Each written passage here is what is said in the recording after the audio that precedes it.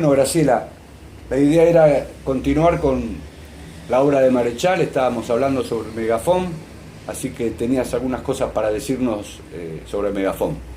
Sí, voy a leer algunas citas de esta obra y después vamos a explicarla un poquito. Megafón o la guerra es la tercera novela de Marechal, por lo menos de las que publicó en vida. Al decir en vida, tengo en cuenta que él murió justamente un mes antes de que saliera la edición, pero es una edición puesta por él, corregida las pruebas, ya estaba al salir cuando él murió, ¿no? Voy a leer algunas citas. Por ejemplo, de los dos protagonistas de la novela que viven una serie de aventuras, estos dos protagonistas son Megafón y Samuel Taylor, ¿no? Pero ese personaje Megafón tiene mucho de Marechal, pero también tiene mucho de Juan Domingo Perón, al menos en mi modesta lectura. Bueno, en uno de esos diálogos dice lo siguiente: Maya, tomando una palabra de la mitología hindú, ¿no? Maya nos tiene agarrados en su chal precioso. ¿Qué debemos hacer?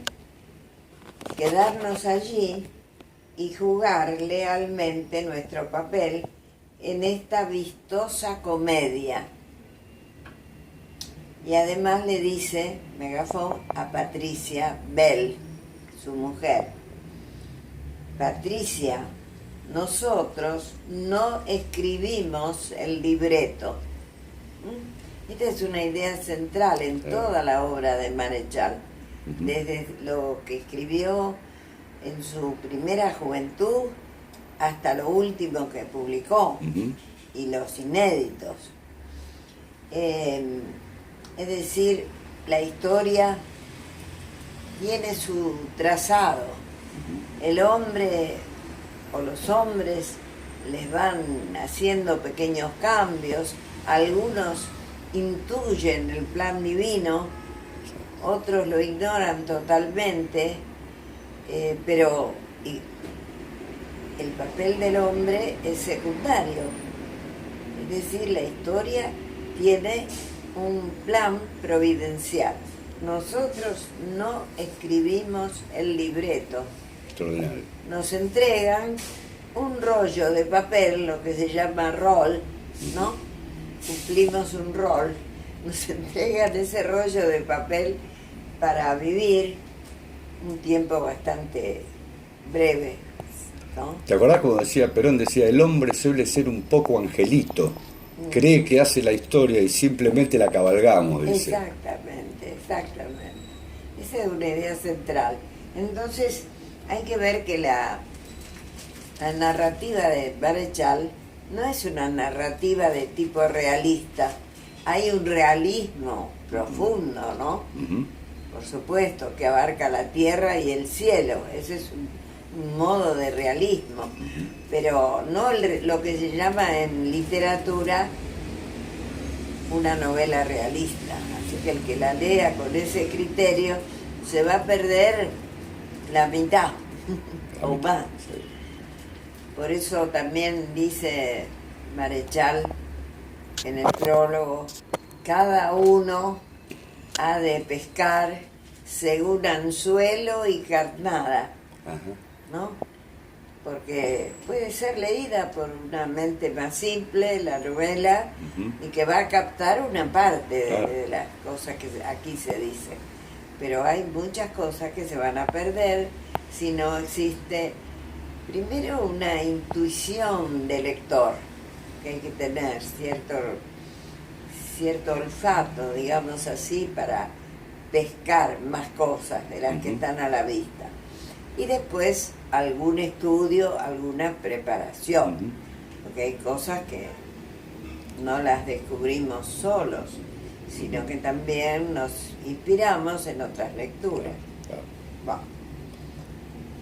Entonces, en este texto se va desarrollando una serie de aventuras al modo de un libro de Salgari, como decíamos hace un rato con vos, aventuras que el propio autor ha calificado de terrestres y celestes, porque eso se caracteriza toda la obra del Marechal por tocar esos dos planos. En formas de batallas. Exactamente, las dos batallas. Batalla terrestre es la batalla que da el hombre en su vida carnal, y que incluye, por supuesto, la política, es decir, la construcción permanente de una sociedad. El hombre desea, a través de la política, construir una sociedad más justa, más equitativa, más fiel a lo que debe ser lo humano.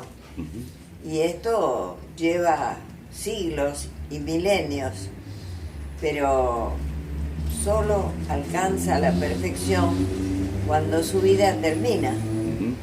Esto es una gran paradoja que rige el destino humano, ¿no? Que cuando el hombre cree que ha alcanzado cierta aproximación a lo que ha buscado toda la vida, es cuando la vida ya se termina. Entonces nos damos cuenta de que... Y su condición se manifiesta en forma plena. Exactamente, nos damos cuenta de que esto que vivimos acá es el momento, una vistosa comedia, lo ha llamado en esta cita, y que Maya nos tiene agarrados en su chal precioso, porque para Marechal, como lo dice en un poema que se llama Poema de la Física, este mundo es como el círculo exterior, el círculo de la materia, el círculo de la encarnación. Estamos encarnados en un cuerpo animal. No es que los naturalistas, los biólogos, etcétera, etcétera, estén equivocados cuando nos ponen en una de las especies animales, por ejemplo la de los mamíferos, o también la de los seres que pisan con dos pies, con dos patas, ¿no?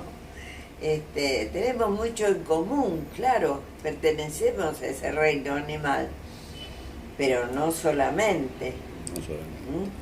Entonces, cuando nos dice, nosotros no escribimos el libreto, está señalando ese otro nivel siempre tenido en cuenta. En el libro se van desarrollando entonces aventuras terrestres y aventuras celestes, o sea, espirituales. Por eso, una de las primeras acciones de Megafon, ese personaje complejo a que ahora nos vamos a referir, una de sus primeras acciones es ir al hospicio donde se encuentra Samuel Tesler. Y Samuel Tesler es un personaje ya elaborado por Marechal en su primera novela, Adán Buenos Aires. Entonces, ahí tenemos ya un nexo con la obra de Marechal. Continuamente tiende nexos con otras de sus obras. Por eso a un autor, para conocerlo, hay que leerlo completo. No pido semejante dedicación al lector de esta obra, pero así es, máxime que es la última que él publicó en su vida. En estas aventuras espirituales, yo me voy a referir más a ellas, porque las aventuras políticas han sido mucho más comentadas. Todo el mundo se abalanza sobre la política, a ver cuando hay referencias a Aramburu, cuando hay referencias a los tiranos, etcétera, etcétera, ¿no? Entonces, más descuidado está el plano espiritual. Y el plano espiritual es el que define el eje, el sustento de la novela. Entonces, sacar a Samuel Tesler del hospicio donde vivía tranquilamente, con permiso para salir, porque no era totalmente un loco, sino lo que diríamos, un poeta total, poeta vivencial, que veía a Cristo, que se hizo bautizar en el año 29, y mi gran amigo Ezequiel Korenblit hizo publicar su acta de bautismo, ¿no? Bueno, como digo, Samuel Tesler vivía en un hospicio porque ya no estaba adaptado al mundo, pero salía todas las tardes. ¿Y a dónde se iba?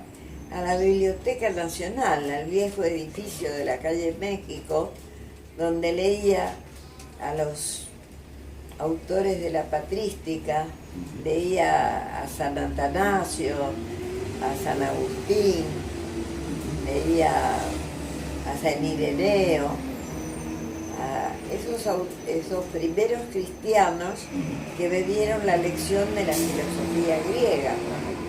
Esas eran sus lecturas favoritas. Bueno, Samuel Tesler se transforma en un protagonista de la novela, pero también tiene mucho de Marechal, en tanto poeta. Entonces, los dos personajes, podríamos decir que son elaboraciones del autor, que el autor es autobiográfico en todos sus libros. Bueno, yo sostengo que toda literatura es en el fondo autobiografía, claro. Pero eso lo dejamos aparte. Megafón es Marechal, pero es el conductor. Samuel Tesler es Jacobo Fichmann, pero es también Marechal en tanto que poeta. ¿Se entiende esto? Sí. Bueno. Y es su arma importante para la batalla celestial. Exactamente. La poesía es exaltada, porque es el lenguaje que corresponde a la metafísica. La metafísica no tiene un verdadero lenguaje filosófico, aunque sabemos que es una disciplina que viene de lejos, de Platón y Aristóteles, ¿no?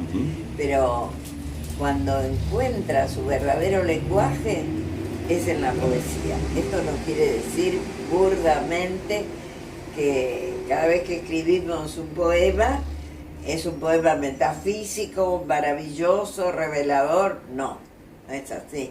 Pero que sí, la poesía es el lenguaje que corresponde a ese nivel de espiritualidad, eso sí. Bueno, el libro está centrado de textos supuestamente escritos por Samuel Tesler. Y esto merecería un estudio aparte. Yo me limito ahora a señalarlo. Uno de esos textos se llama Teoría y Práctica de la Catástrofe. Voy a leer algún fragmento. La glorificación se da cuando el mundo tiene conciencia de su relatividad frente al absoluto, conoce a su arquitecto, lo bendice y alaba. El arquitecto tiene conciencia de su obra y la obra tiene conciencia de su arquitecto. Solo así el mundo es una criatura real en equilibrio y duración. Y aquí esto otro que yo he subrayado.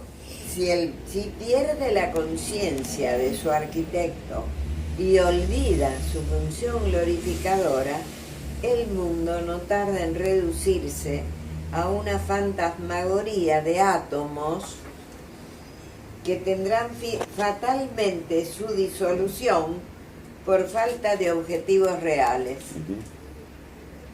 Entonces, los que no han perdido ni olvidado la noción del arquitecto sentirán la inminencia de la catástrofe y su necesidad tan ineludible como el acto mismo de la creación. Esto lo dice en la página 142 sí, de es la impactante. Sí. primera edición de Megafón o la Guerra. Otra cita que he traído para comentar. Como se ve, leyendo estas citas, estamos ante un tratado de alta espiritualidad. Claro. Y la novela corre aparte. Es como un hilván, un juego, un convenio con el lector, al que le guiña el ojo continuamente, fingiendo que está desarrollando una novela. Pero todo lector se da cuenta que no es una novela común. No es una novela común. No se limita a una serie de aventuras. Es un tratado. Si leemos en este nivel, es un tratado de espiritualidad. Y cuando usa la comicidad, hace como un Claro. cable a tierra que resalta más todavía. Claro, cuando estamos muy, muy alto, muy arriba, generalmente él interrumpe. Claro. Y da el chasquido de un chiste, y a veces hasta de un chiste un poco grosero, Sí, ¿no? claro, sí, Y sí. yo no Sí, sí, soy sí. admiradora de eso, porque a las mujeres nos choca la grosería.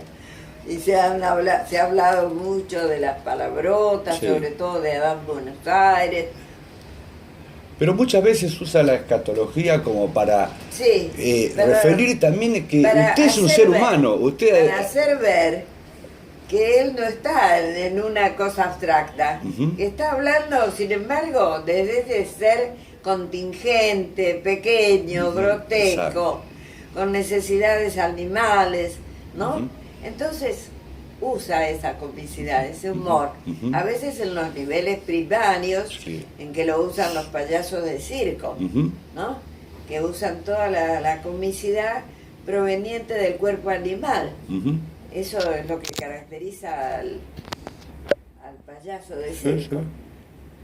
Sí. Es realmente esa dualidad Claro. entre lo celestial y lo terrestre pone en valor eso que vos resaltás de la profundidad de lo que está diciendo. Exactamente, que él no se está olvidando del nivel contingente, limitado y finito de la criatura humana a la que él pertenece. Bueno, al cerrar mi novena Rapsodia, él va comentando su propia obra, ¿no? Lo que ahora se llama en literatura puesta en abismo, pero no voy a entrar en esas cosas porque no estoy en la facultad dando clases. Puesta en abismo es una expresión de André Gide, un gran novelista francés. Es decir, cuando el autor se refiere a la propia obra que el lector está leyendo, ¿no? Entonces crea como un distanciamiento, y entonces está mirando junto con el lector el texto que el lector tiene en sus manos. Y eso se llama puesta en abismo. Podría hablar mucho de esto, pero no es la oportunidad. Al cerrar mi novena Rapsodia, también doy fin al relato de los hechos que atañen a la novia olvidada y el amante perdido. Es decir, nos va dando una guía para leer la novela. Novela que está dividida en 10 largos capítulos, a los que llama rapsodias, palabra tomada del lenguaje musical, y que las precede un introito, que también es una palabra del código musical. Exacto. ¿Sí? Es decir, que ya con esas denominaciones nos está situando en un nivel que no es el de la novela ordinaria, Sí. donde se cuenta una historia desde el principio al fin, una historia que ocurre en un lugar determinado, reconocible, y en un tiempo también limitado, etcétera, etcétera. Estas aventuras, sobre todo las celestes, no ocurren en un lugar reconocible ni en un tiempo reconocible, porque ya pertenecen al orden espiritual. Entonces, aquí nos habla de la búsqueda de la novia olvidada, porque él utiliza distintos mitos entrelazados, entre ellos el mito del rapto de Helena, que está en el comienzo justamente de la Ilíada. El rapto de Helena desencadena el proceso de la historia, Sí, ¿no? Claro. En la Ilíada. Y esa Helena tiene que ser reencontrada a través de otra épica, que es la que desarrolla en su libro.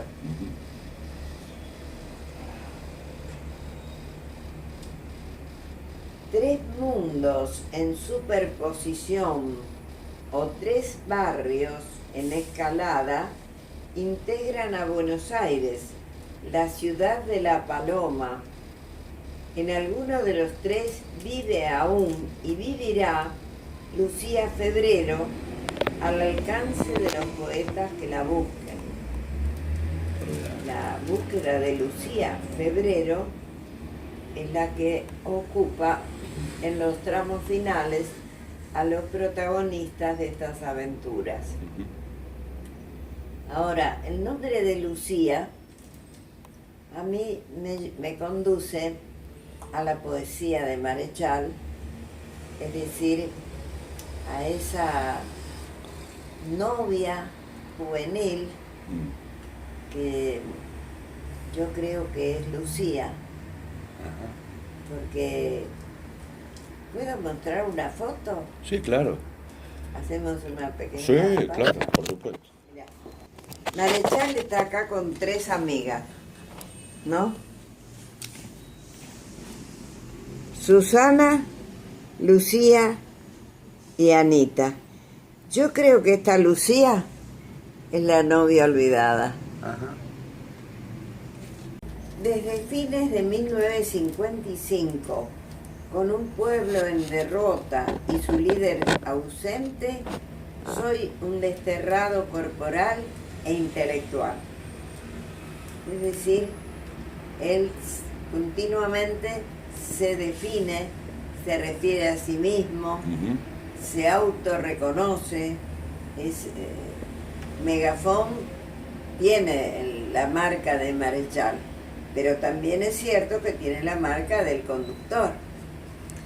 ¿Te puedo hacer una pequeña interrupción? Sí. En todas las batallas, cuando él interpela a los distintos personajes, yo siento que siempre al final tiene un manto de piedad, aún contra los personajes más siniestros. Aún así, él es como que al final de su interpelación metafísica y material también tiene como un manto de piedad, como diciendo... Exactamente, está bien observado eso. Pero ¿te parece atinente esa idea de que... Ahí dice A ver. unos versos que yo siempre los pongo en distintos contextos, ¿no? Luzbel había sido perdonado. La infinita bondad de Dios lo quiso. Es esa idea que veníamos diciendo sobre el mal. El mal como propio del hombre y de la historia, como casi necesario para llegar al bien. Es difícil de entender esa idea, sí. pero muy propia de Marechal. Muy propia. El perdón del diablo. Y en el Don Juan, donde también se refiere a Perón, ese caudillo que es Perón, tiene que ver con el mal. Ajá.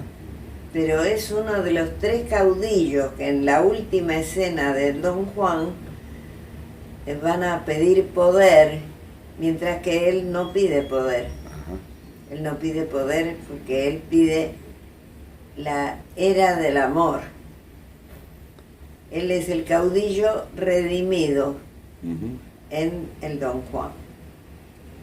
Pero todo eso lo escribe Marechal antes de que volviera Perón. Claro. Sí, es la etapa del avión negro, por eso el caballo El es... avión negro, es la un- etapa en que se hablaba, pero parecía un delirio Sí, hablar del retorno de Perón. a principios de los 60, digamos. Sí. No, al principio él escribe el Don Juan a mediados de la década del 60 Claro. y Megafono la Guerra a fines Sí. de la década del 60. No, me Digamos refería a Don ya- Juan. Ah. Porque Don Juan, el Don retorno Juan es... es anterior. Claro, el retorno frustrado del avión negro es en el 64, Sí, que lo detienen en Río de Janeiro el avión y Exacto. lo hacen volver a Madrid. exacto, sí. Así que tiene que haber estado por el mediado del Bueno. de los 60. Nuestra casa fue lugar de recepción de una de las copias Ujú. que se hacían en la máquina de escribir con carbónico, Ujú. generalmente color violeta, papel de seda. Una de esas copias la recibió Alfonso Sola González, No. que era mi esposo. Qué bárbaro. Yo también participaba de la amistad de Marechal, pero Ujú. el verdadero discípulo y amigo, antes de conocerme a mí, era Alfonso, Ajá. en la etapa que vivió en Buenos Aires. Ajá. Era un discípulo predilecto de Marechal. Mirá Y bueno, recibió una de esas 4 o 5 copias hechas a máquina. vos. Extraordinario. Extraordinario. Ujú. Y nosotros lo vimos esa referencia a Perón, aunque fuera una referencia, Sí, no, sí, sí, no sí, sí, sí. un desarrollo Ujú. verídico de tipo realista, pero evidentemente ese Don Juan que ha llegado y que vive en las Tres Marías es un hombre al que lo esperan para matarlo y es un hombre que tiene un pasado un poco turbio, es decir, al tomar la leyenda del Don Juan español, Ujú. es el burlador de Sevilla, Claro. burlador de mujeres, Ujú. que no es el caso de Perón, Ujú. ¿no? Entonces, ahí se mezclan algunas tradiciones. La primer encuentro que hay que se de la gente del pueblo que dicen volvió el El gavilán. gavilán, dice uno de los personajes, dice desenvolvamos los viejos odios, como diciendo ya que vuelve, saquemos todo el odio que tenemos para volver a exponerlo. Es muy interesante. Saquemos los odios o pongamos Sí, sí. nuestros odios Eso, sobre eso. la mesa. Sí, También. desempolvemos nuestros viejos odios. Sí, y lo esperan con armas Con algunos. armas, sí, sí. Piensan Ujú. matarlo. Y las brujas también traducen lo que está en el aire, lo Ujú. que se dice de Perón, Ujú. ¿no? Sí, claro. Se dice del caudillo. Para otra, pero bueno, Sí. María Aurelia Tizón era la primera mujer. Sí, María Aurelia Tizón. efectivamente, sí. María Eva Duarte de Perón Y María Estela. y María Estela.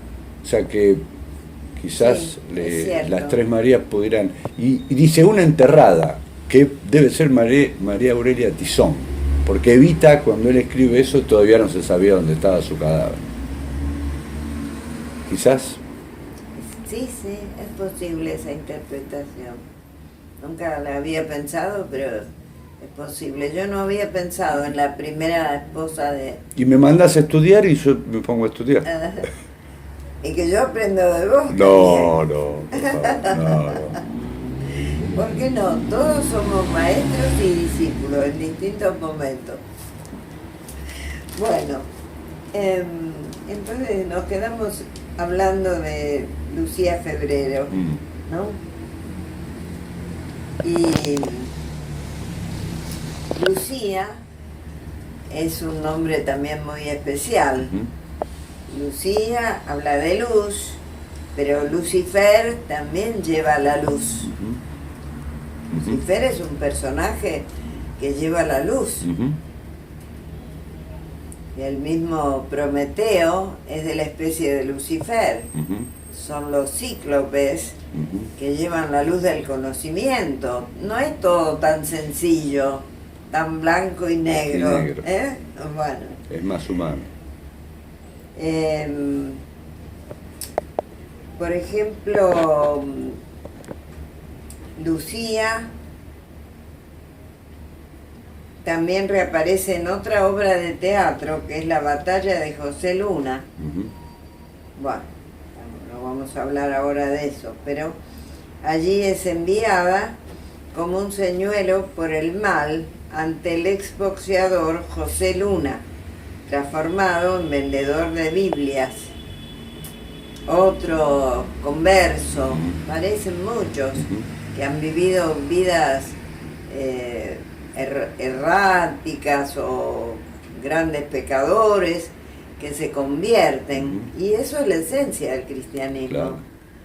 Cristo no predicaba solamente a los buenos, predicaba a los pecadores, andaba con los grandes pecadores, las prostitutas, etcétera, etcétera, sí, claro. ¿no? Entonces tampoco hagamos una versión del cristianismo maniquea. Como, claro, como que deja el mal afuera.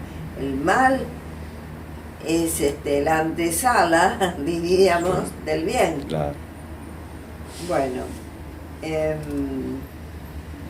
había otras citas, pero ya no quiero abusar, ¿no? El nombre de Megafón, por ejemplo, lo toma del box, que es tan importante para los hombres de la generación de Marechal y algunos posteriores también. En la obra de Cortázar, por ejemplo, siempre aparece el box. Sí, claro. Último Round se llama uno de sus libros. Y Perón había sido boxeador. Ah, eso no lo sabía. Perón había sido boxeador. Sí. Un Bueno, gran boxeador, ¿eh? Y el box es como un deporte, digamos, que tiene origen en Inglaterra, como el fútbol, Claro. ¿no? Y que interesó mucho a varias generaciones, ¿no? Sí, sí. Y el que anunciaba las vueltas del combate lo hacía con un megáfono. Entonces el invento del nombre megafón, que yo lo usé para la revista que he dirigido, el invento del nombre megafón viene de el box y la importancia que le daba al box Marechal, como un muchacho de barrio. Sí, claro. Y de barrio o de no barrio también era muy estimado el box. Sí, sí. Era como un deporte también de caballeros, ¿no? Bueno, ahora yo, perdón que hable de mí, pero a veces hace falta, ¿no? Que yo le di ese nombre a la revista que auspiciaron los franciscanos y que sacó 20 números a lo largo de casi 20 años, porque salía una vez por año o cuando podíamos. Yo se lo di en homenaje a Marechal. Con el tiempo hubo un poeta que sacó una revistita que la descubrí en el kiosco de diarios, le puso Megafón. Entonces yo le mandé una carta diciendo que nuestra revista estaba registrada y que había sido un homenaje a Marechal. Si la de ellos era homenaje, debería decirlo o hacer referencia a nuestra revista. Bueno, el hecho es que el escritor que dirigía la revista la retiró. Había salido varios números. Pero después hay un organismo mucho más grande y más importante que también saca la revista Megafon. Y a ellos no les escribí. Ah, no tenía esa referencia. Sí. Al menos ellos anunciaron que sacaban la revista Megafon. No sé si es virtual, si está en los kioscos, no sé. Pero no la he visto, no la he visto, no. Te hago una última referencia, así seguimos en la próxima reunión. bueno, Perón practicaba 3 deportes: la esgrima, el boxeo y la equitación. Y explica en Apuntes de Historia Militar y en Conducción Política que el boxeo es para desarrollar la estrategia, la esgrima para desarrollar la táctica y la equitación el don de mando. Esos son los 3 deportes que qué interesante. un aprendiz de conductor debiera practicar. Pero el boxeo, la estrategia, cómo golpear sin ser golpeado. Eso es muy interesante. Bueno, de esas cosas no sabemos nada las mujeres. Del box menos. Pero en la antología que hizo Tiempo con Viñales, con Juan Viñales, creo que es del año 28, Antología de la Poesía Argentina, cada poeta se define, se autodefine, ¿no? De alguna manera, a veces humorística. Y Marechal lo que pone es que él es boxeador. Boxeador, sí. Sí, era muy de la cultura porteña, de los barrios competían barrios contra barrios, la figura del compadrito, del guapo, está muy ligada, pero el boxeo es la forma más civilizada de pelear, es claro, una forma más civilizada. Pero no es de cuchilleros, es de boxeadores. Su personaje, Megafon, esa combinación de Marechal y Perón, está anunciando los tiempos que iban a venir, que eran los tiempos de la guerra. Hemos Exacto. vivido tiempos de guerra continuada. Desde esa época, que era apenas pasada la mitad del siglo, en adelante, hemos vivido en guerra continuada. Algunos tramos de Guerra Fría, como se llamó, o ahora mismo vivimos en guerra. Hay una guerra de todos contra todos. Francisco habla de una tercera, que estamos viviendo la tercera guerra Estamos mundial. viviendo la tercera guerra, claro. Y en un clima también de fin de los tiempos, que se abusa un poco de la palabra, como si no hubiera posibilidad de una nueva historia, ¿no? En eso estamos pendientes del arquitecto. Del arquitecto. Acordémonos, claro, del arquitecto. Porque la historia no se ha cerrado todavía. Así es. Recibí del doctor Jorge Torres Rollero, un gran amigo y colaborador de la revista Megafon que dirigí, recibí un pequeño libro que no lo puedo encontrar, que se llama Noticias del Anticristo. Estoy haciendo esfuerzos por ubicar un nuevo ejemplar porque él ya me lo regaló 2 veces y no lo tengo a mano. Ese libro parte de algo muy interesante, que es, primero, se produjo en 25 años antes de nuestra emancipación, se produjo la venida al poder español de los Borbones, ¿no? Que son otra orientación, otra modalidad cultural, entró el liberalismo, etcétera, etcétera. Entonces, una de las medidas que tomó Carlos III de Borbón fue echar a los jesuitas, interrumpir la experiencia cultural más importante de esta región del sur de América, ¿no? Que se extendía al sur de Brasil, al Paraguay, a Bolivia y al norte argentino. Bueno, al norte y hasta Córdoba, hasta ¿no? Córdoba, claro. Esa experiencia extraordinaria fue interrumpida y fueron expulsados los jesuitas. Fueron llevados en un barco como si fueran una recua de animales y se los depositó en Génova, después se los llevó a Sicilia, tengo entendido. Bueno, y escribieron, esos jesuitas expulsados, escribieron sobre América, algunos en latín y otros en el idioma castellano. Ese es el caso del padre Lacunza, chileno, que escribe sobre el final de la historia y sobre la parucía que estamos esperando. Por eso yo hablaba hoy con Aldo Carreras y con vos de los signos, que algunos son de final y otros son de recomienzo. La parucía, la segunda venida de Cristo.